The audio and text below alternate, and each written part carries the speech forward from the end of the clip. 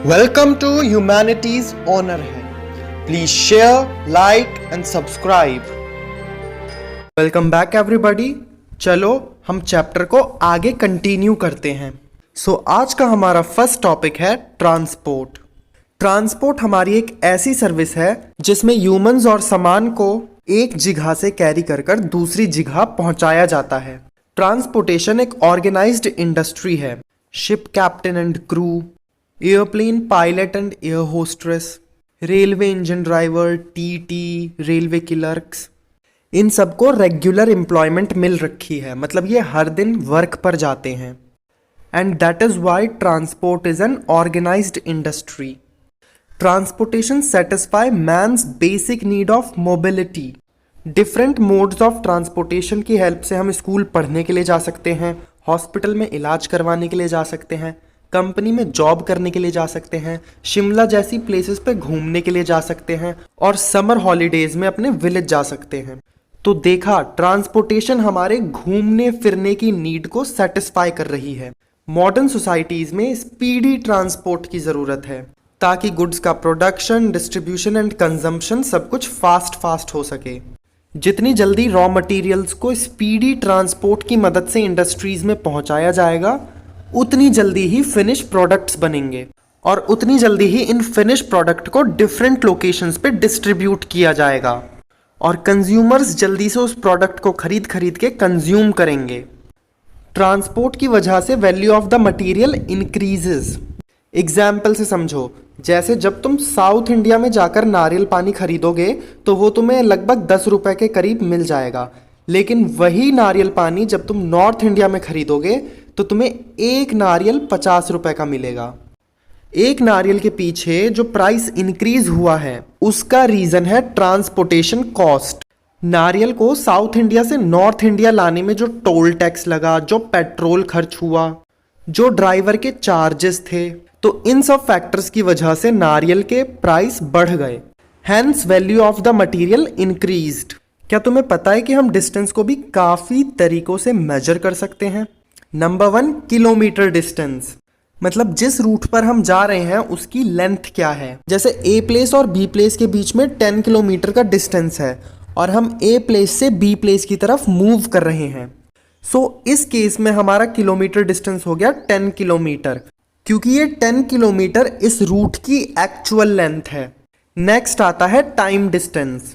मतलब हमें a place से बी प्लेस तक पहुंचने में कितना टाइम लगता है। जैसे हम अगर बस का इस्तेमाल करते हैं तो हमें 1 घंटा लगता है, और वहीं अगर हम एरोप्लेन का इस्तेमाल करते हैं तो हमें सिर्फ और सिर्फ 5 मिनट लगेंगे। नेक्स्ट आता है हमारा कॉस्ट डिस्टेंस। मतलब ए प्लेस से बी प्लेस तक जाने में हमारे कितने रुपए खर्च होते हैं। अगर हम बस से जाएंगे तो हमारे 10 रुपए खर्च होंगे, और अगर हम एरोप्लेन से जाएंगे तो हमारे 1000 रुपए खर्च होंगे। हम ए प्लेस से बी प्लेस तक जाने के लिए कौन सा मोड ऑफ ट्रांसपोर्ट ले रहे हैं, ये चीज़ हमारी डिटरमाइन करती है time distance and cost distance. जैसे अगर हम ए प्लेस से बी प्लेस तक जाने के लिए बस का यूज़ करते हैं तो हमारे रुपये तो कम खर्च होंगे, पर हमें बी प्लेस तक पहुंचने में ज़्यादा टाइम लगेगा। और वहीं अगर हम एरोप्लेन का इस्तेमाल करते हैं तो हमारे ज़्यादा पैसे खर्च होंगे, पर हमें बी प्लेस तक पहुंचने में कम टाइम लगेगा। तो देखा तुमने कैसे मोड ऑफ ट्रांसपोर्ट चेंज करते ही हमारा time distance and cost distance भी चेंज हो गए। अब सपोज करो ये एक मैप है और इस लोकेशन से यहां पहुंचने में हमें 1 घंटा लगता है, यहां पहुंचने में भी 1 घंटा लगता है, यहां भी 1 घंटा लगता है, सिमिलरली यहां पर भी 1 घंटा लगता है, और इन प्लेसेस तक पहुंचने में भी 1 घंटा लगता है। अब हम इन डॉट्स के ऊपर एक लाइन ड्रॉ करेंगे। अगर अब हम सेंटर पॉइंट से इस लाइन के ऊपर किसी भी पॉइंट पर जाएंगे तो हमें वहां पहुंचने में 1 घंटा लगेगा। So this is what this line signifies. एक और एग्जाम्पल लेते हैं। जैसे अगर हम सेंटर से इस दूसरी लाइन के किसी भी पॉइंट तक जाएंगे तो वहां पहुंचने में हमें 2 घंटे लगेंगे, और इन लाइंस को हम कहते हैं आइसोक्रोन लाइंस। आइसोक्रोन लाइंस को मैप के ऊपर ड्रॉ किया जाता है, और ये आइसोक्रोन लाइंस ऐसी प्लेसेस को ज्वाइन करती हैं जहां पहुंचने में हमें इक्वल टाइम लगे। ये जो गोल गोल सर्कल हैं इन्हें हम कहते हैं आइसोक्रोन लाइंस। बिकॉज ये लाइंस ये बताने की कोशिश कर रही हैं कि अगर हम सेंटर से इनके ऊपर किसी भी पॉइंट पे जाएंगे तो हमें 1 घंटा लगेगा, या फिर हम सेंटर से दूसरे सर्कल के किसी भी पॉइंट पे जाएंगे तो वहां पहुंचने में हमें 2 आवर्स लगेंगे। आई होप तुम्हें ये चीज समझ में आ गई हो। अब हम ऐसे फैक्टर्स देखेंगे जो किसी भी रीजन के ट्रांसपोर्ट को अफेक्ट करते हैं। तो हमारा फर्स्ट फैक्टर है डिमांड। अगर किसी रीजन की पॉपुलेशन ज्यादा है तो वो लोग अच्छे ट्रांसपोर्ट की डिमांड करेंगे, क्योंकि दिल्ली और मुंबई जैसे बड़े शहरों में पॉपुलेशन ज्यादा है, इसीलिए वहां पे मेट्रो सर्विसेज अवेलेबल हैं। और हमारा सेकंड फैक्टर है रूट्स। अब रूट्स में नंबर 1 पॉइंट आता है लोकेशन ऑफ सिटीज। जैसे इंडिया से यूएसए जाने के लिए हमें एयर रूट लेना पड़ेगा। रूट्स में नंबर 2 पॉइंट आता है लोकेशन ऑफ रॉ मटेरियल। जैसे फिशेस पकड़ने के लिए हमें बोट का इस्तेमाल करना पड़ेगा। रूट में 3rd पॉइंट आता है नेचर ऑफ लैंडस्केप। क्योंकि माउंटेनियस रीजन में रेलवे ट्रैक बनाना बहुत मुश्किल है, तो इसीलिए अब हमें रोडवेज का इस्तेमाल करना पड़ेगा। रूट्स में नेक्स्ट पॉइंट आता है क्लाइमेट। अगर किसी एरिया पे ज्यादा स्नोफॉल होती है तो वहां के लोग ऐसे स्लेजेस के ऊपर ट्रांसपोर्टेशन करते हैं। डिमांड एंड रूट ये 2 फैक्टर डिसाइड करते हैं कि किसी भी एरिया में किस टाइप का ट्रांसपोर्टेशन सिस्टम इस्तेमाल होने वाला है। सपोज करो कि ये 4 डॉट्स कोई भी 4 प्लेसेस हैं।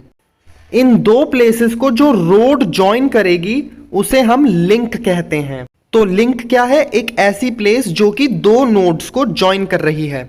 अब ये भी एक लिंक है और ये भी एक लिंक का एग्जाम्पल है, क्योंकि ये रोड 2 नोड्स को ज्वाइन कर रही है।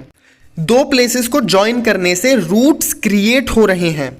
सेकंड टर्म आता है नोड। नोड का मतलब होता है एक ऐसा पॉइंट जहां पे 2 या 3 रूट्स आकर मिल रहे हों। जैसे इस नोड पर एक रूट ये हो गया, दूसरा रूट ये हो गया और तीसरा रूट ये हो गया। एक नोड हमारा प्लेस ऑफ ओरिजिन होता है और दूसरा नोड हमारा प्लेस ऑफ डेस्टिनेशन होता है। प्लेस ऑफ ओरिजिन का मतलब है कि हमने अपनी जर्नी कहाँ से चालू करी थी, और प्लेस ऑफ डेस्टिनेशन का मतलब है कि हमें फाइनली पहुंचना कहाँ है। जैसे हमने इस नोड से बस पकड़ी थी तो ये हो गया हमारा प्लेस ऑफ ओरिजिन, और हमें ट्रेवल करके इस पॉइंट पे पहुंचना था तो ये पॉइंट हो गया हमारा प्लेस ऑफ डेस्टिनेशन। एक ऐसा सिस्टम जिसमें प्लेसेस रोड से कनेक्टेड हैं उसे हम नेटवर्क कहते हैं। डेवलप्ड नेटवर्क एक ऐसा नेटवर्क होता है जिसमें बहुत सारे लिंक्स हैं और बहुत सारी रोड्स होने की वजह से प्लेस वेल कनेक्टेड है। अब हमारा नेक्स्ट टॉपिक आता है कम्युनिकेशन। जब वर्ड्स, मैसेजेस और आइडियाज को ट्रांसमिट किया जाता है तो उसे हम कहते हैं कम्युनिकेशन। ट्रांसमिशन का मतलब होता है एक इंसान से दूसरे इंसान को पास करना। जब एक इंसान अपने मैसेजेस, वर्ड्स एंड आइडियाज दूसरे इंसान को पास ऑन करता है तो उसे हम कहते हैं कम्युनिकेशन। राइटिंग का इन्वेंशन होने से मैसेजेस को प्रिजर्व करना और आसान हो गया। लाइक मैंने तुम लोगों के लिए एक लेटर लिखा, तो जो इंफॉर्मेशन उस लेटर के अंदर है वो आज से 100 साल बाद भी उस लेटर के अंदर स्टोर रहेगी, मतलब प्रिजर्व रहेगी। अब भैया जो लेटर मैंने तुम्हारे लिए लिखा है वो किसी मीन ऑफ ट्रांसपोर्ट से ही ट्रैवल कर कर तुम्हारे पास पहुंचेगा। जैसे उस मैसेज को तुम तक या तो कोई इंसान पहुंचाएगा, कोई एनिमल पहुंचाएगा, या फिर वो बोट के जरिए तुम्हारे पास पहुंचेगा, या फिर रोडवेज के जरिए, या फिर एयरप्लेन सर्विस से वो तुम्हारे पास पहुंचेगा। सर ये हैंड्स का कोई एग्जाम्पल दे दो प्लीज। पहले के जमाने में जब भी किसी राजा को दूसरे राजा को कोई इंफॉर्मेशन देनी होती थी तो वो अपने मैसेंजर्स भेजता था। तो उस टाइम राजा ये मैसेजेस किसी मैसेंजर के हाथों भिजवाया करता था और ये मैसेंजर वो मैसेज दूसरे राजा को पढ़कर सुनाया करता था। पहले के जमाने में कबूतरों की हेल्प से भी मैसेज पहुंचाए जाते थे। तो देखो पहले राइटिंग की इन्वेंशन हुई, उससे मैसेजेस प्रिजर्व होने लग गए। अब जिस इंसान के लिए ये मैसेज लिखा गया है हमें उस तक पहुंचाने के लिए मीन्स ऑफ ट्रांसपोर्ट चाहिए। इसका मतलब मैसेजेस अपनी मूवमेंट के लिए ट्रांसपोर्ट के ऊपर डिपेंडेंट हैं, और क्योंकि ये मीन्स ऑफ ट्रांसपोर्ट हमारे मैसेज ट्रांसमिट करने में हेल्प कर रहे हैं इसीलिए इन्हें कहा जाता है लाइंस ऑफ कम्युनिकेशन। क्योंकि ये कम्युनिकेशन करने में हमारी हेल्प कर रहे हैं। लेकिन टेलीफोन और सैटेलाइट के डेवलपमेंट के बाद कम्युनिकेशन ट्रांसपोर्ट के ऊपर डिपेंडेंट नहीं है, क्योंकि अब हम व्हाट्सएप, इंस्टाग्राम, मैसेंजर जैसे एप्लीकेशंस की वजह से अपने मैसेजेस इजीली ट्रांसमिट कर सकते हैं। अब जिस इंसान को महीने में सिर्फ 1 या 2 मैसेज ट्रांसफर करने हैं, तो वो इंटरनेट का इतना महंगा रिचार्ज क्यों कराएगा? सर, पर इंटरनेट तो बहुत सस्ता हो गया है। बेटा, जियो की वजह से इंडिया के अंदर इंटरनेट सस्ता है, पर दूसरी कंट्रीज में तो ये इंटरनेट बहुत महंगा है। तो उन कंट्रीज में आज भी लोग ओल्ड सिस्टम का इस्तेमाल करते हैं, मतलब मैसेज ट्रांसफर करने के लिए लेटर लिखते हैं। और वो इस ओल्ड सिस्टम को इसीलिए इस्तेमाल करते हैं बिकॉज ये ओल्ड सिस्टम बहुत सस्ता है। और इसी वजह से आज भी पूरे वर्ल्ड में post office large volume of males को हैंडल करता है। मेल्स का मतलब होता है लेटर्स, पार्सल्स एंड गिफ्ट्स। अब मॉडर्न टेक्नोलॉजी के डेवलप होने की वजह से टेली कम्युनिकेशन का इन्वेंशन होता है। टेली कम्युनिकेशन 2 वर्ड से मिलकर बना है, टेली एंड कम्युनिकेशन। टेली का मतलब होता है लॉन्ग डिस्टेंस एंड कम्युनिकेशन का मतलब होता है अपने आइडियाज ट्रांसमिट करना। तो जब हम अपने आइडियाज एंड मैसेजेस को बहुत दूर तक इजीली ट्रांसमिट कर पाते हैं, तो उसे हम कहते हैं टेली कम्युनिकेशन। मॉडर्न टेक्नोलॉजी के डेवलपमेंट की वजह से टेली कम्युनिकेशन का इन्वेंशन हुआ था। इसने कम्युनिकेशन में रेवोल्यूशन ला दिया है बिकॉज अब मैसेज भेजने की स्पीड बहुत तेज हो गई है। टेली कम्युनिकेशन की वजह से मैसेज पहुंचाने का टाइम भी रिड्यूस हो गया है। आज की डेट में हम कुछ ही सेकंड्स में अपने फ्रेंड्स तक मैसेज पहुंचाकर कम्युनिकेशन कर सकते हैं।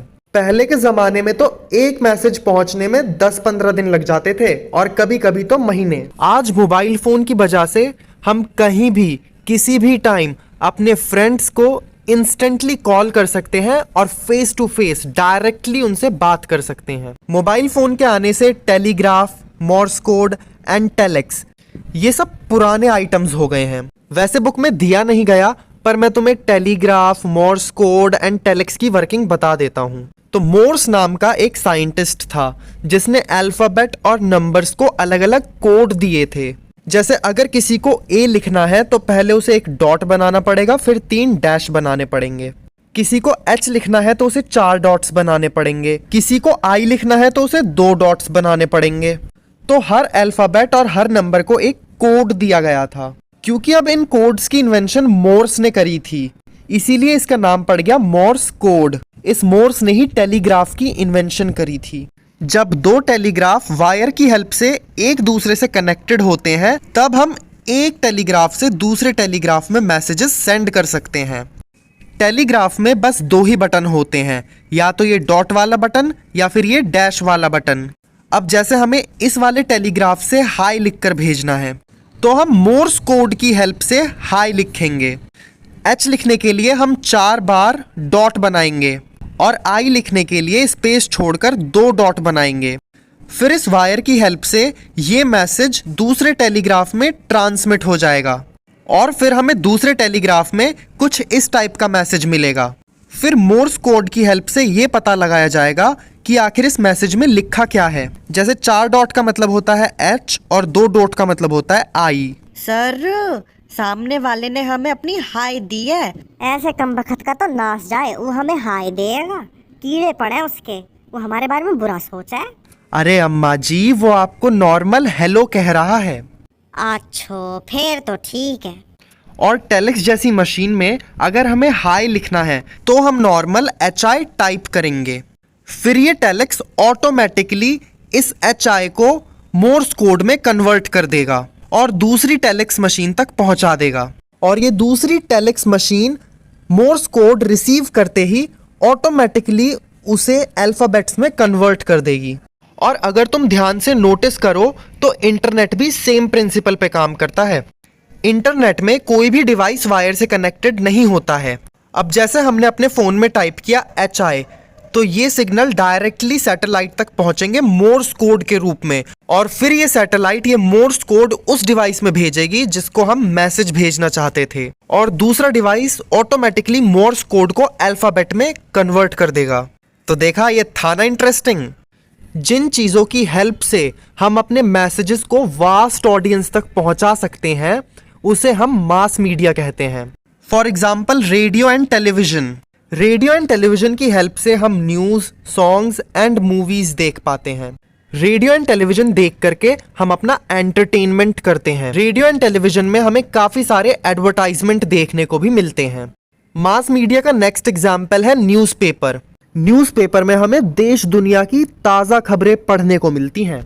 नेक्स्ट एग्जाम्पल है सैटेलाइट कम्युनिकेशन। सैटेलाइट हमें अर्थ और स्पेस की बहुत सारी जानकारी प्रोवाइड करती है। एग्जाम्पल से समझो, इस सैटेलाइट के अंदर एक कैमरा है, तो इस कैमरे की हेल्प से ये सैटेलाइट एक क्रिकेट मैच रिकॉर्ड कर रही है, और फिर ये सैटेलाइट तुम्हारे टेलीविजन में सिग्नल्स भेजती है और तुम लाइव क्रिकेट मैच देख पाते हो। ये सैटेलाइट स्पेस से भी इंफॉर्मेशन कलेक्ट करके अर्थ पे भेजती है। फॉर एग्जाम्पल, अगर इस सैटेलाइट को कभी यूएफओ देखने को मिल गई तो अगले दिन ये ही न्यूज सबके टेलीविजन पे ब्रॉडकास्ट होगी। और मास मीडिया का नेक्स्ट एग्जाम्पल आता है इंटरनेट। इंटरनेट की हेल्प से हम मोबाइल फोन में टेलीविजन देख सकते हैं, रेडियो सुन सकते हैं, न्यूज़ पढ़ सकते हैं, लाइव क्रिकेट मैच देख सकते हैं। इंटरनेट की हेल्प से हम फेसबुक एंड मैसेंजर पे अपने फ्रेंड्स को अपनी फोटोज एंड वीडियो शेयर कर सकते हैं। अब हमारा नेक्स्ट टॉपिक है सर्विसेज। सर्विस उसी इंसान को मिलती है जो वर्कर को सर्विस देने के लिए पेमेंट करता है। इस दुनिया में बहुत डिफरेंट टाइप की सर्विसेज हैं। कुछ लोग इंडस्ट्री में वर्क कर कर अपनी सर्विस प्रोवाइड करते हैं, कुछ वर्कर्स लोगों की सेवा कर कर अपनी सर्विस देते हैं, और कुछ चीज़ें इंडस्ट्री और पीपल को सर्व कर कर अपनी सर्विसेज प्रोवाइड करती हैं। फॉर एग्जाम्पल ट्रांसपोर्टेशन सिस्टम, ये इंडस्ट्री के लिए रॉ मटेरियल लाता है, फिनिश प्रोडक्ट को मार्केट तक पहुंचाता है, और इन्हीं ट्रांसपोर्ट सिस्टम में बैठकर हम स्कूल जाते हैं, हॉस्पिटल जाते हैं, मार्केट जाते हैं। तो देखा, ट्रांसपोर्टेशन सिस्टम इंडस्ट्री और पीपल दोनों को सर्विस प्रोवाइड कर रहा है। ऐसी सर्विस जिनकी रिक्वायरमेंट हमें डेली होती है उन्हें हम कहते हैं लो ऑर्डर सर्विसेज। इसके एग्जाम्पल है grocery shop and laundries. Daily हमें ब्रेड, मिल्क खरीदने के लिए ग्रोसरी शॉप पर जाना पड़ता है, और क्लेanलीनेस मेंटेन करने के लिए हम डेली अपने कपड़े वॉश करते हैं। सभी बच्चे ध्यान से सुनो, खाना खाने से पहले हैंड वॉश भले ही मत करना, लेकिन खाना खाने के बाद जरूर हैंड वॉश करना, क्योंकि मोबाइल पर दाग लग सकते हैं ना, इसीलिए। ये सर्विसेज बहुत कॉमन एंड वाइड स्प्रेड होती हैं।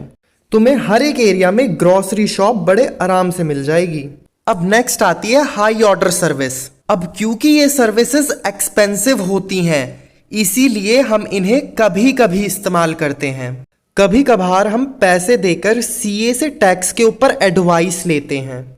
यूँ तो हमें रेगुलर चेकअप करवाना चाहिए, पर क्योंकि डॉक्टर की फीस महंगी होती है, इसीलिए हम डॉक्टर के पास सिर्फ तभी जाते हैं जब हम बीमार होते हैं। फिजिशियन का मतलब होता है डॉक्टर। नेक्स्ट आती है फिजिकल लेबर सर्विसेज।